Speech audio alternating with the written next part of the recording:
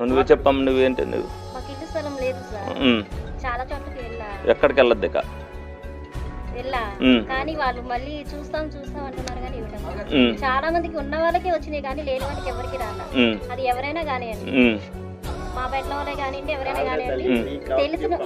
చెప్పండి చెప్పాలి నువ్వు చెప్పాలి. నువ్వు వెళ్ళిన దగ్గర కూడా అమ్మా నేగో నీగో నువ్వు ఓకే, నీ స్వేచ్ఛకి ఇచ్చావు, మాట్లాడు.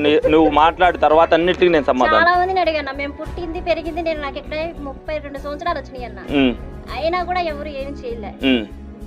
ఎవరిని అడిగినా చూస్తామమ్మా అంటారు, తెలిసిన వాళ్ళైనా తెలియని వాళ్ళు. ఇప్పుడు నువ్వు అసలు తెలిసిన వాళ్ళే చేయలేనప్పుడు తెలియని వాళ్ళు ఎవరు చేస్తారు? ఓకే, ఇప్పుడు నేను మీ ఇంటికి వచ్చాను కదా, నేను మళ్ళీ నువ్వు ఎవరి దగ్గరికి వెళ్ళొద్దు, మిమ్మల్ని అడుగుతా డైరెక్ట్. నన్ను అడగద్దు. నేను మీ ఇల్లు చెప్పిన తర్వాత స్థలం రాసి కట్టించిన తర్వాత మళ్ళీ మీ ఇంటికి వస్తా. నువ్వు అవన్నీ అన్నావు కదా, అందరి దగ్గర తిరిగావు, మళ్ళీ చెప్పేటప్పుడు తిరక్కోకుండా వచ్చిందని కూడా చెప్పాలా? తిరక్కోకుండా కూడా వచ్చిందని కూడా చెప్పాలిగా.